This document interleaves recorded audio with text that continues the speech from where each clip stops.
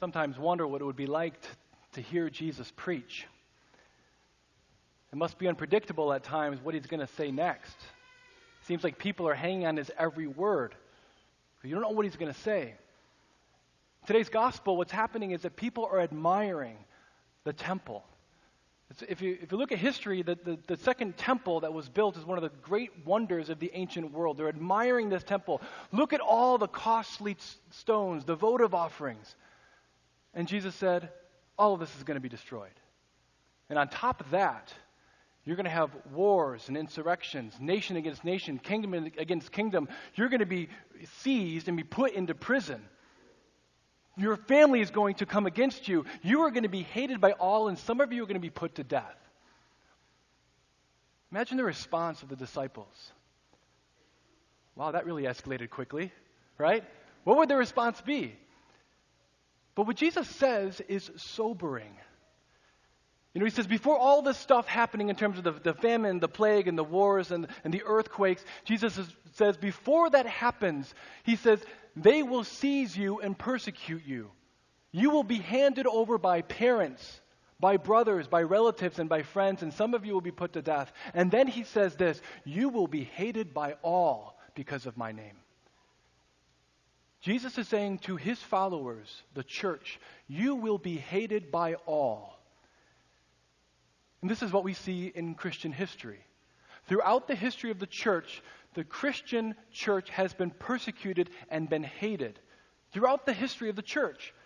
Now, you see an ebb and flow throughout history as well. When the church is accepted, when the gospel is accepted, the church sometimes can rise to quite a prominent place in society.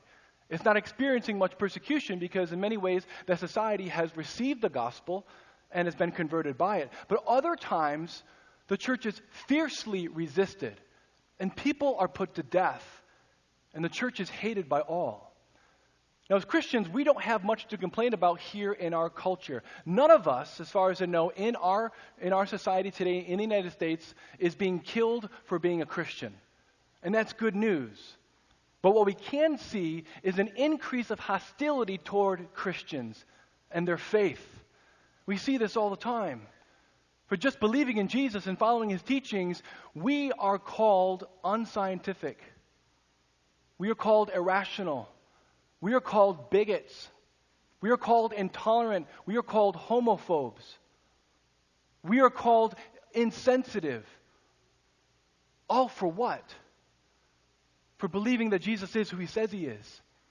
For believing that God made marriage between a man and a woman. For believing that sexuality is a gift that God gives to us as a means by which a husband and wife express their intimate covenantal love toward each other in marriage. For believing that babies have a right to life. And for believing that corporations, governments have no right to oppress the poor, the widow, and the orphan, and those who are weak. You see, Jesus says to us, you will be hated by all. Now, if that's true, let me ask you a question. If it's true that Jesus says to us, you will be hated by all, then why do we expend so much emotional and spiritual energy trying to be liked by everyone? Why do we do that? Ask yourself that question. Why am I trying to be liked and to be loved by the world? And I think if we're honest with ourselves, we can think that the answer is something like this. We don't want to have to choose. We don't want to have to make a choice between being loved by others, to have a good, honorable, and reputable name by others in our life, and my Christian faith. We want to have it both ways. And in many ways, if the church is not being resisted, if the gospel is not being resisted, we can more or less have it both ways. But when suffering comes on account of the word, what begins to happen is that becomes a choice that we're forced to make. We are forced into that decision of having to say yes to Jesus or to say yes to those around us and their love. And this is what happens throughout history when the Christian church is resisted.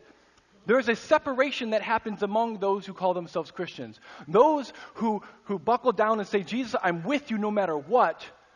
And then those Christians who say, you know what? I'm not entirely sure I really want to be a part of this. Every single time in Christian history, there is this forcing of a choice. But there also is a recognition that this is very tough. And I don't know anything that's tougher than being rejected and hated by the very people that we love. This is a very tough thing. And so through every age, there is this temptation to try to have it both ways when things get tough. And this is how it normally happens, right? When it normally happens as Christians who are experiencing some uncomfortability being called a Christian and following the teachings of Jesus, they will begin to downplay the difficult teachings, the unpopular ones. They don't want to emphasize it too much because they want to be able to kind of have it both ways. And when they downplay it, what happens is they begin to slowly reject it and say, you know what, this is not the Jesus that I want to love because this Jesus causes me to be unpopular. So we end up like forming a different Jesus. And slowly but surely, we begin to stop engaging with God in our prayer life. And we stop to pray. And when we stop praying, we certainly stop practicing our faith. If I stop praying, why would I go to church? Not making any difference. God's not making any difference in my life anyway. Why go to confession? Why go to church? And not going to church causes us to really imbibe the surrounding worldview that is against Jesus. We imbibe the surrounding cultural worldview. And when we do that, when things get tough, we no longer want to identify ourselves with Jesus. We will have effectively fallen away. I believe that what we're seeing today is going to get worse before it gets better. And the question becomes, for each of us, and my question to you is, where do you stand? Are you willing to be hated by all because of his name, or are you still trying to be like those people who try to have it best in both worlds? Where do you stand? Because the stakes are high. Notice what Jesus says. He says, you will be hated by all because of my name. And then he says, not a hair on your head will be destroyed. Now some of us might think, well, look, Jesus is going to protect us, so I don't have to worry so much. Well, Jesus isn't talking about you not dying in this world because of persecution. He already told some of the disciples earlier, some of you will be put to death. What he's saying is, I'm going to take care of you. See, I've won heaven for you. You don't have to be afraid of death anymore. I'm going to take care of you. Everything about you is going to be saved if you just choose to follow me. But then he says this, by your perseverance, you will secure your life. And the question is, perseverance in what? Perseverance in following me when everyone around you hates you. When everyone around you makes false judgments about you. They falsely accuse you. They make you feel very uncomfortable. They mock you. They tease you for being a Christian who goes to Mass, who really believes in what Jesus teaches. It's that perseverance that will secure our lives. But the implication is that if you do not persevere in the midst of the hatred of the world, the rejection of the world, that you might not have security in the life to come. So where do you stand? I'll tell you where I stand. Jesus, I don't like being disliked by others. I don't like being rejected. I don't like being misunderstood. I don't like being judged. I don't like being abandoned. But Jesus, I've come to know and believe that you love me and that you've conquered death for me, that you're my hope, that I'm willing to do anything so as to be with you forever because I know that you have prepared a place for me in heaven to be with you and the Father forever.